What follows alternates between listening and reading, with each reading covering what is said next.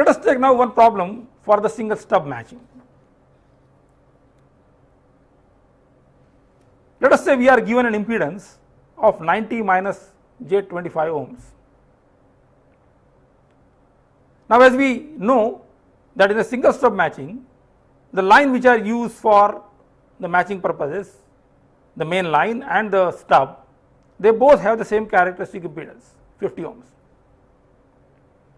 So, the parameter which are to be now calculated are the length of the transmission line L1 that gives the location where the stub is to be introduced on the main line, and the length of the stub Ls.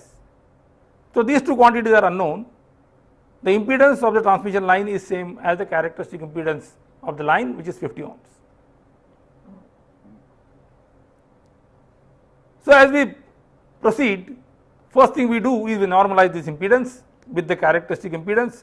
So, you get ZL normalized, that is this 90 minus j25 divided by 50. So, this will be 1.8 minus j 0.5.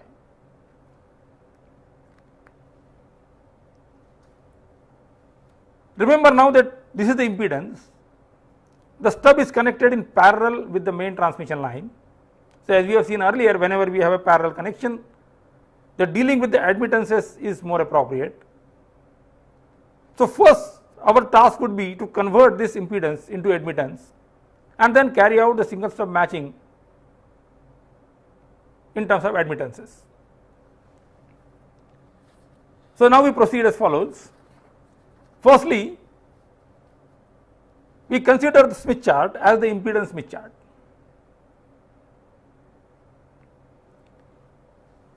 Since the impedance to be matched is 1.8 minus j 0.5, considering the chart as the impedance Smith chart, I mark this point ZL bar, which is 1.8 minus j 0.5. So, this point here is the impedance to be matched. I draw a constant VSWR circle passing through this point. So, this circle is the constant VSWR circle. Now, since we want to do the further calculations in admittances, first we convert this impedance to admittance. And as we have seen earlier, if I take a diagonally opposite point of ZL bar on this constant VSWR circle, then I get the normalized admittance at that location. So, this point, diagonally opposite point Q, gives me a normalized admittance corresponding to this normalized impedance. Let us say that normalized load admittance is GL plus JBL. So, essentially our single stub matching starts from here. This is the admittance which is to be matched by using a single stub matching where stub is connected in parallel with the main line. As we have seen in the single stub matching, the first is I move by a distance such that the resistive part of this admittance becomes unity. That means the conductance G1 that get transformed to the unity at this location. So, this point here, if I see, it should become some 1 plus j b 1. So, by moving along the main transmission line, first we set the conductive part to unity. Whatever is the susceptance part, that you cancel out by placing a stub in parallel with the main transmission line. So, here first we move on this constant VSWR circle up to a point where this constant VSWR circle intersects G equal to 1 circle, constant conductance G equal to 1 circle. So, this location here, this point now, which is given as R, this point is R. The admittance corresponding to this point is 1 plus JB1. How do I get the length or the location of this point? I just draw the radius vectors passing through these 2 points. That is the length, which is L1 on the main transmission line. So, again I can read off the values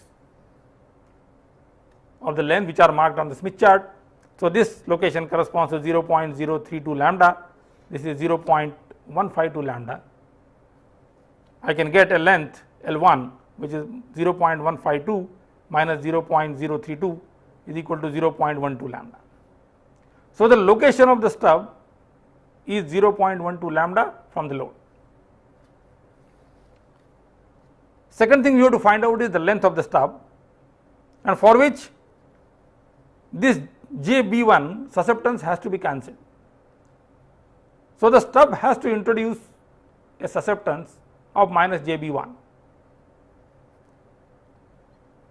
As we do, we take the mirror image of this point on the constant VSWR circle, find a constant susceptance circle passing through this point, take the outermost point on this circle.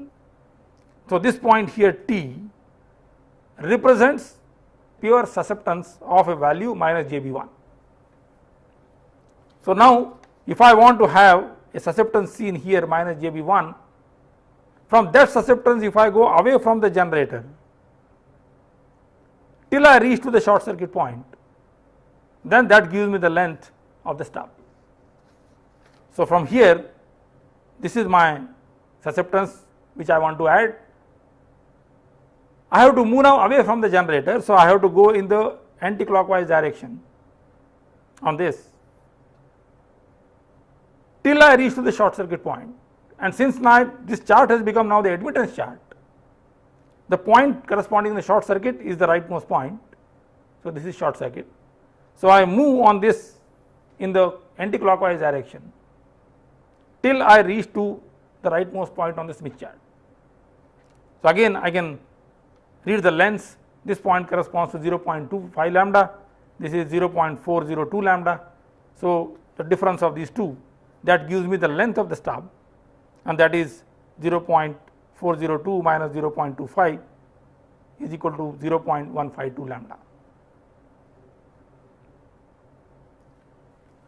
So, now we have got the length of the stub, we have got the location of the stub.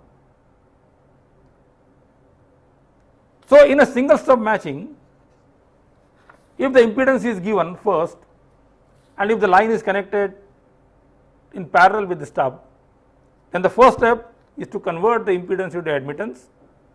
Beyond that point, read the chart as the admittance chart, do the movement on the constant VSWR circuit on the admittance chart. While calculating the length of the stub, remember, since the chart has become admittance chart, so the short circuit point is the rightmost point on the chart and the open circuit point is the leftmost point on the chart. So, move on the chart from the reactance value which you want to match up to the short circuit point, and you will get the length of the stub. So, these are some of the problems which can be solved very easily with the help of the Smith chart.